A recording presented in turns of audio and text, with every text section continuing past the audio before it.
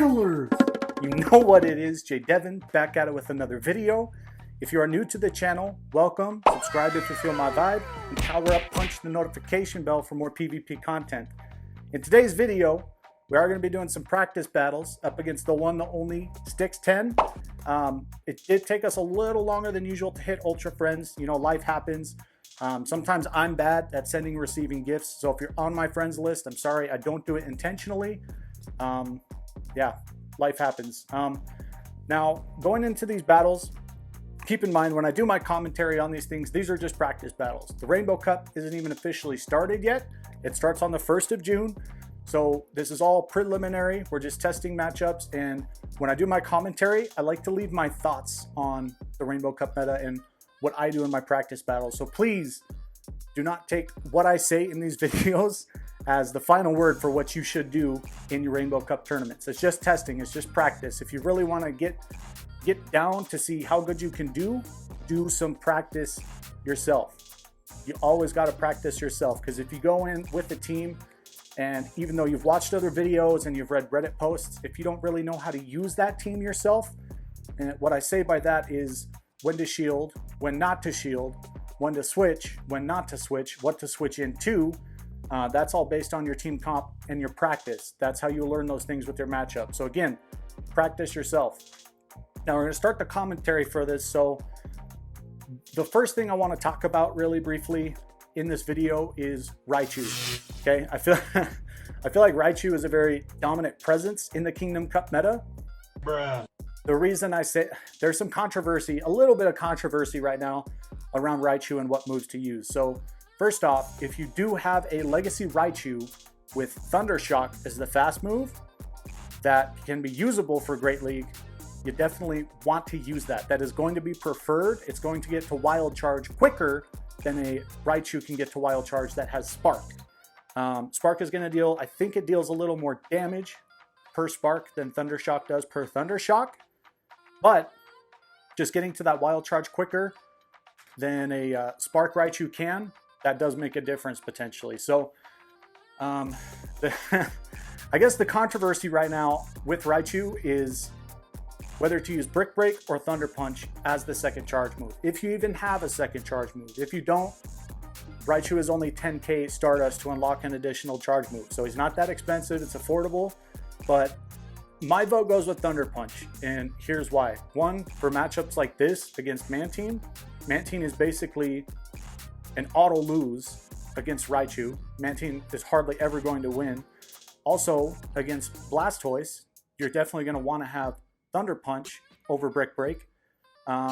Against Venusaur as well here too. I don't think that so much makes a difference whether you have Thunder Punch or Brick Break, because you're going to want to go for Wild Charge no matter what in most situations against a Venusaur, unless you're shield baiting. But that's the thing too. If you are going to be shield baiting, Thunder Punch against the whole meta so far is going to provide you more coverage and more consistency, and Raichu is going to be a better threat if you're trying to use Thunder Punch, if that makes sense. And that's just my thoughts on it. The reason I don't like Brick Break and why I do kind of hate on Brick Break Raichus, especially for the Rainbow Cup so far, because there's so much presence in the Rainbow Cup meta that resists Brick Break. I mean, one, Charizard is going to resist Brick Break. Venusaur is going to resist Brick Break. Mantine is going to resist Brick Break. Azumarill is going to resist Brick Break. In all those matchups, any day, I would rather run Thunder Punch. Even if it costs me 3 or 4 charge TMs, I am going with the Thunder Punch. If you feel differently on it, you know, that's great. I would love if you would comment below to let me know why you feel differently on it. What matchups are you thinking about? Do you like it just for the swag factor? Why, really, why Brick Break? I can't really justify or find any reason to use Brick Break over using Thunder Punch. I just can't. But that's my thoughts on that. Raichu is, when we did our test battles against Best in West in our last video, he really taught us the importance of electric coverage with Raichu. And it was a hard lesson learned, but that's why we practice. So, you know, enjoy these videos and everything. I'll tell you my thoughts and what's happening so far in the meta. But, you know, when it really comes down to what's going to work for you, you have to find out yourself. Now, here's number 2 that I want to talk about so far in the Rainbow Cup meta. And King actually did a video on this recently. So if you live under a rock and you're not subscribed to King's channel, do it. I'm going to link it in the description below, as well as St1x10.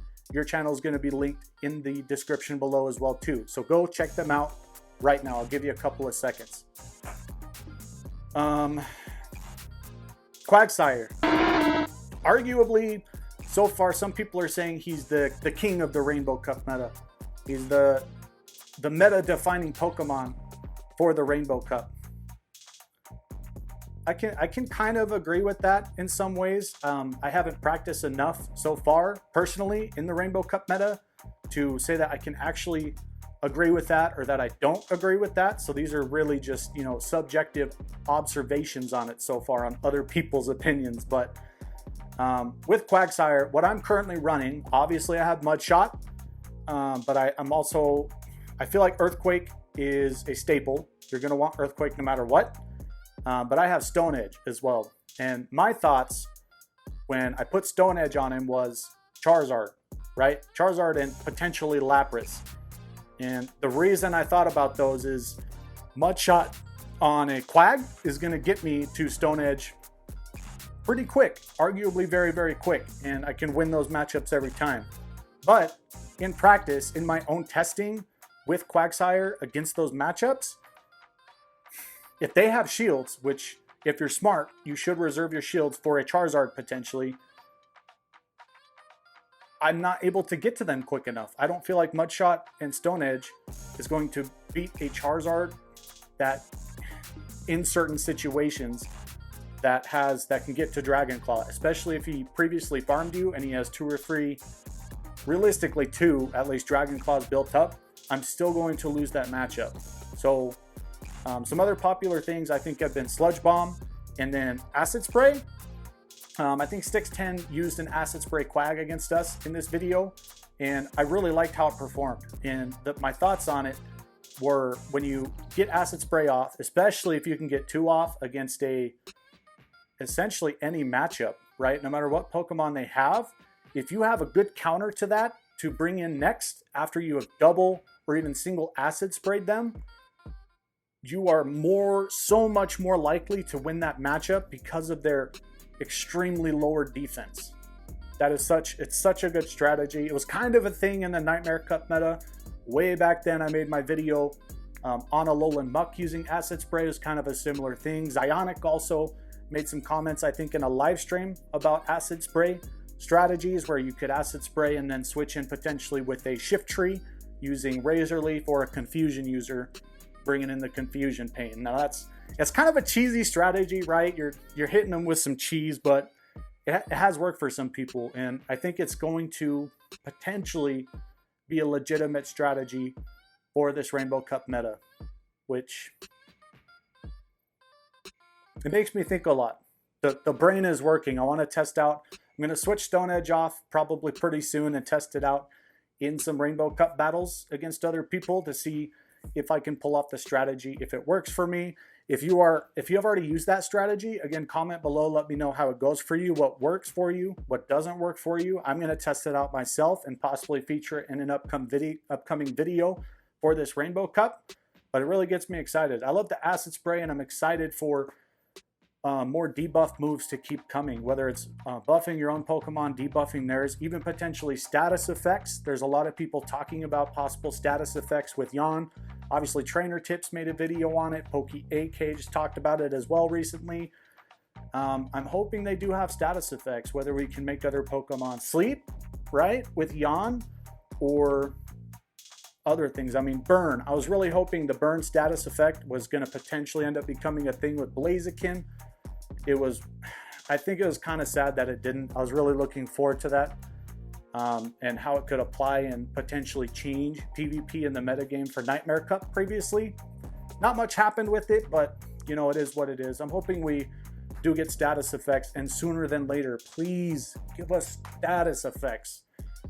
But that's pretty much it. You saw all the battles. We're just testing stuff out. I'm going to keep changing stuff and testing more stuff out until I find my groove.